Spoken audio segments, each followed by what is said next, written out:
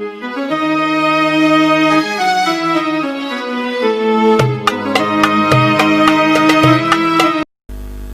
dibahas tentang mimpi Nabi. Malah saya pernah, tidak usah saya sebut nama pesantrennya ya, saya berziarah ke satu pesantren, berkunjung, menukar pendapat. Pesantren besar Jawa Timur, nggak usah saya sebut namanya.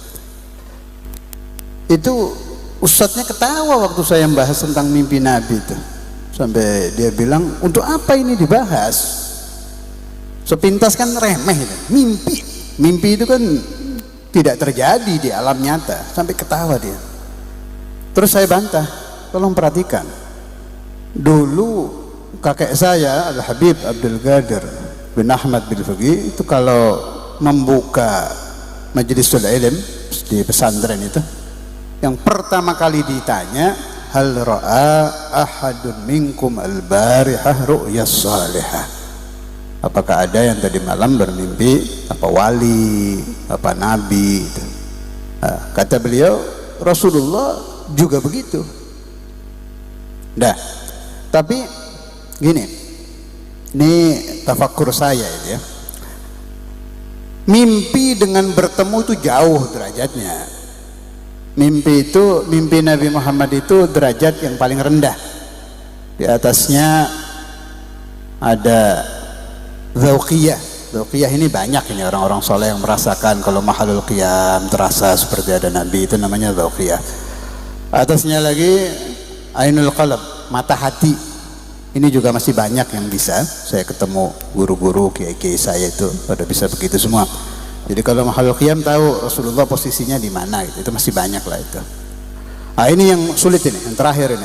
Yaqadzah. Terang-terangan bertemu Nabi Muhammad. Itu harus melewati ratusan ribu maqam, bahkan kata Sayyidul Walid harus melewati 700.000 maqam. Sudah. Nah, sahabat Nabi itu nggak pakai itu, sudah melihat Nabi Muhammad langsung, ya kan? Sahabat kan ketemu Nabi, ijtama'ah. Kalau sahabat yang buta nggak ada masalah, sebab sudah satu majelis, walaupun dari jauh sudah sah menjadi sahabat. Udah. Tapi kenapa Rasulullah masih membahas tentang mimpi? Itu kalau pendapat saya, yang dituju itu ya kita-kita ini. Sebab Nabi tahu nanti dari ratusan tahun ke 200, 300, 1000, 1100, 1200, 1300, 1400 sampai mudah-mudahan dunia umurnya masih panjang. Mudah-mudahan sampai 1500 sampai ke atas. Orang itu tidak puas hanya membaca Al-Quran. 6.666 ayat dia baca, tidak puas, sebab ayat per ayat ini dulunya turun fi qalbi Muhammad.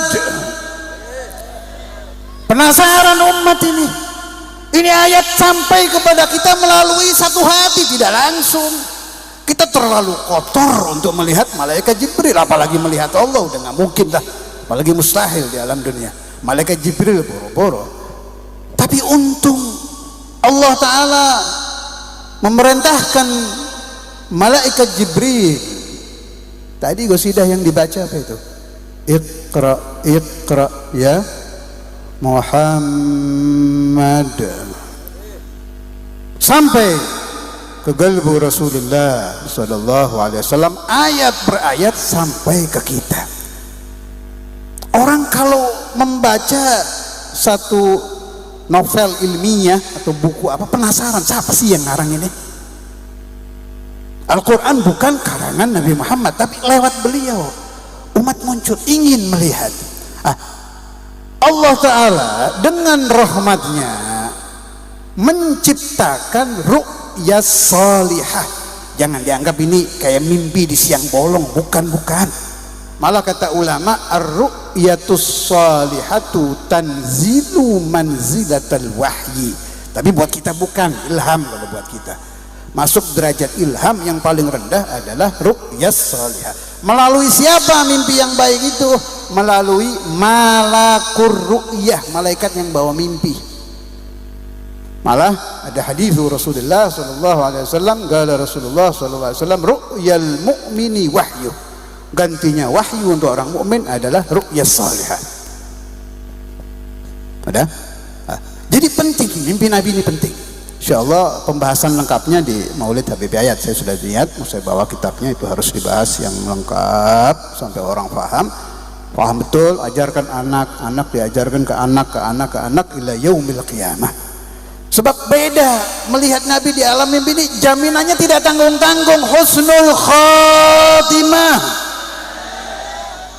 Tidak main-main orang berhasil mimpi Nabi itu, jaminannya husnul khatimah. Makanya perlu dicari salah satu cara tercepat dan termudah untuk mimpi Nabi Muhammad adalah merayakan Maulid.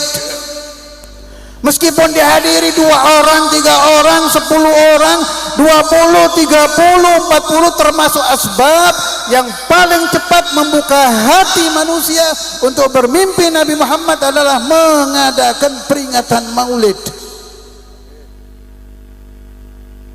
Yang istiqamah, husnudzon saya, sebelum Anda mati, orang yang ahli mengadakan Maulid akan didatangi Rasulullah SAW, sehingga dia meninggalkan dunia yang fana ini, meninggalkan dunia yang dulu dia lalui dengan penuh dosa dan penuh nista. Saya tahu Indramayu ini seperti apa, saya tahu. Dulunya dia melakukan dosa dengan tenang seperti Tuhan tidak ada. Kata abah saya dulu itu, orang-orang maksiat itu seperti Tuhan tidak ada, dengan enaknya, tidak merasa dilihat Allah, tidak merasa diperhatikan Allah, seperti hukum haram sudah lenyap dari alam dunia. Tenang, maksiat dari tahun ke tahun, tahu-tahu sudah 30 tahun. Ini catatan dosanya ada loh, jangan dibilang tidak ada ini. Ma yalfidhu min qaulin illa ladaihi raqibun atid. Catatannya ada, 40 tambah banyak dosanya, 50. Begitu mati di alam kiamat nanti dibilang iqra kitabak, kaget ya, loh itu dosa saya itu, bukan saya tidak melakukan, lupa dia. Puluhan tahun dia lakukan di Indramayu, di Jakarta, di Surabaya, di luar, semuanya dosa dan ada catatannya. Ini tolong diperhatikan, Anda bakal mati loh. Saya tidak peduli Anda kiai, pejabat, habib, semua saya tidak, Anda bakal mati punya dosa, dan ini ada tanggung jawabnya. Tolong diperhatikan, buat Anda sendiri, bukan buat saya. Salah satu cara penghapusan dosa yang paling mujarrab adalah khidmah kepada Muhammadur Rasulullah. Dengan membaca salawat ala Nabi, mengadakan maulid Nabi Muhammad, membaca mahadul qiyam, bertawassul, istighatsah, ziarah Nabi, teriak, itu paling cepat itu. Sebab ini hanya satu, ahabbu khalqillah ilallah, ya ini, ya Nabi Muhammad ini satu sudah.